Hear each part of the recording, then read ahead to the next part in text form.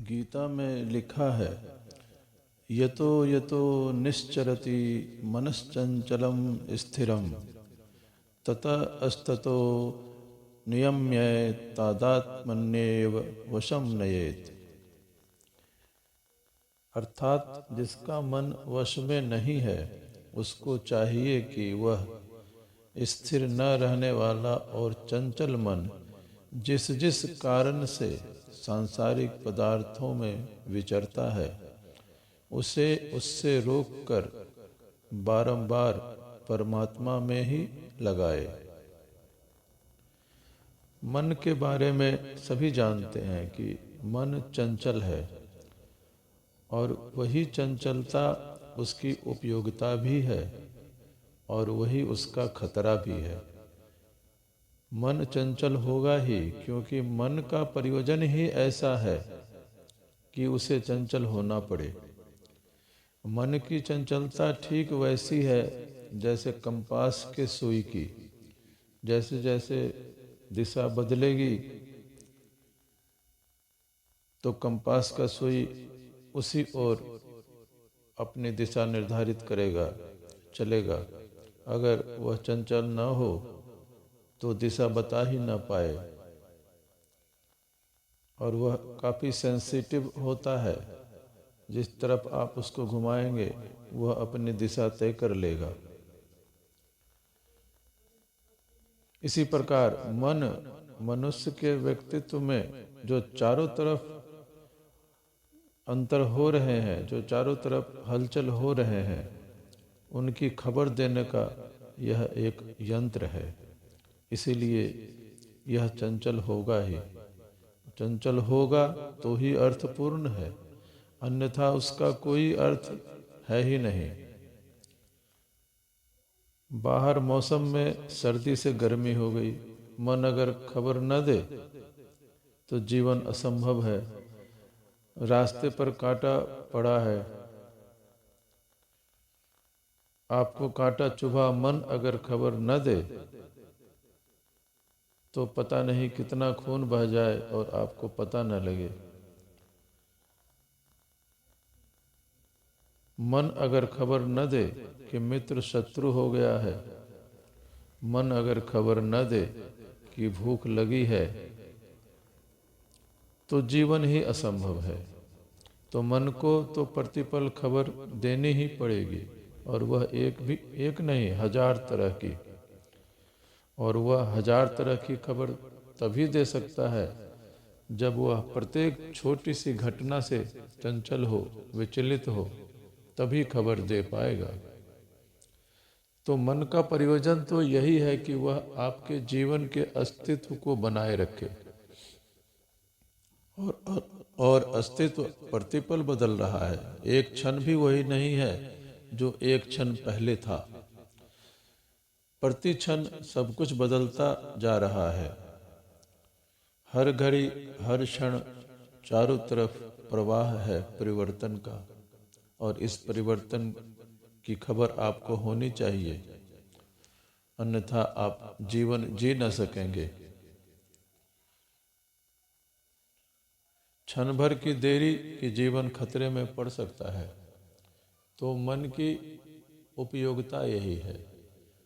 मन है ही इसलिए कि वह जीवन में हो रहे परिवर्तन की सूचना आपको प्रतिपल देता रहे, और यहीं से उसका खतरा भी शुरू होता है, क्योंकि हम इसी मन से परमात्मा को भी जानना चाहते हैं, जिस मन से संसार को जाना जाता है, और तब भूल हो जाती है।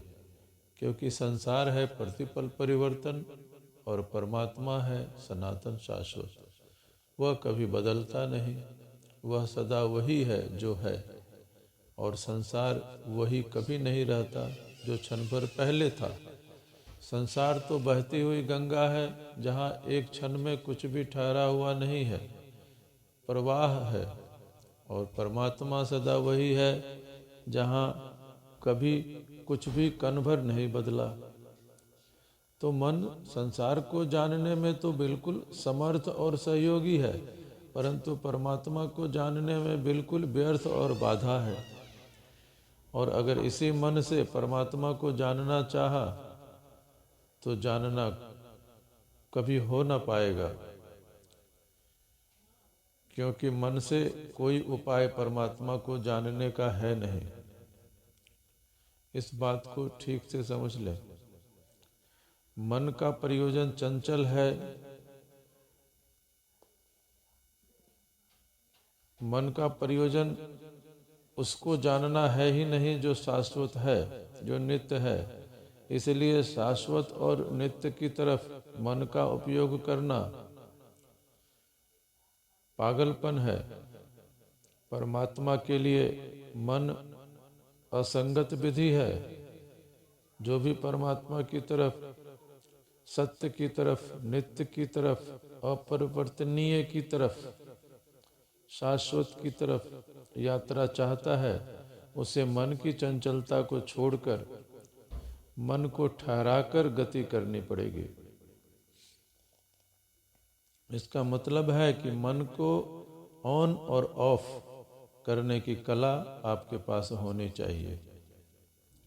आप जब चाहें मन की गति शून्य कर सकें, आप जब चाहें मन को गति में ला सकें। मन की गुलामी ना हो, आप मन पर शासन कर सकें। आप मन के मालिक हों, आप बटन दबाएं और मन काम बंद कर दे, ताकि आप शाश्वत को जान सकें। आप बटन दबाएं, मन सक्रिय हो जाए, ताकि आप संसार में जीवन जी सकें। बाहर की तरफ संसार है और भीतर की तरफ परमात्मा है। इसलिए अक्सर एक भूल हो जाने का डर है कि जब लोग परमात्मा की तरफ जाते हैं तो मन को इस भांति बंद कर देते हैं कि संसार से टूट जाते हैं, और वही भूल हो गई।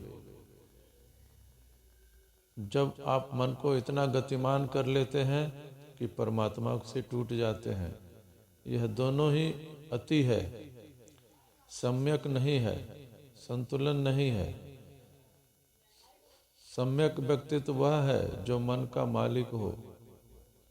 मालिक का मतलब मन को मार डालना नहीं है। और जब मन मर ही गया तो मरी हुई चीज के मालिक होने का कोई मतलब भी नहीं होता। जीवित चीज की मालकियत का कुछ मतलब होता है। अगर दुश्मन को मार डाला और उसकी छाती पर बैठ गए तो उसका क्या मतलब? उस मृत चीज की मालकियत का कोई मतलब नहीं। मालकियत का अर्थ मन को स्वेच्छा से गतिमान करना या गतिहीन करना, गतिहीन कर देने की क्षमता, यह है मालकियत। जैसे कोई व्यक्ति अपने घर के बाहर जाता है और फिर जब चाहता है घर के भीतर चला आता है। बाहर ऐसा नहीं अटकता कि मैं घर के भीतर कैसे आऊं, और भीतर ऐसा नहीं अटकता कि मैं घर के बाहर कैसे जाऊं। और यह नहीं कहता कि अब भीतर आ गया तो घर के बाहर कैसे जाऊं। तो जिस प्रकार घर के भीतर और बाहर आप सहज गति करते हैं, ऐसे ही स्वयं के बाहर और भीतर सहज गति, मन के बाहर और भीतर सहज गति स्वेच्छा से संभव हो जाए तो मन की मालकियत है। तो कहा जाएगा कि मन नियंत्रण में है और मन पूरी तरह जीवित है।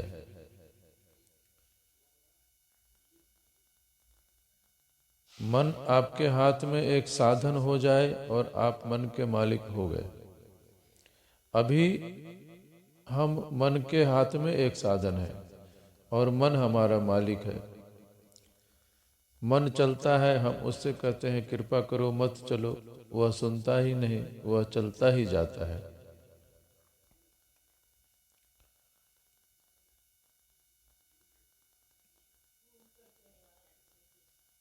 तो जब आप चलना चाहते हैं, जब आप रुकना चाहते हैं, ऐसी मालकियत आपकी मन पर होनी चाहिए। मन एक उपकरण होना चाहिए आपके लिए, तभी आप परमात्मा को पा सकते हैं।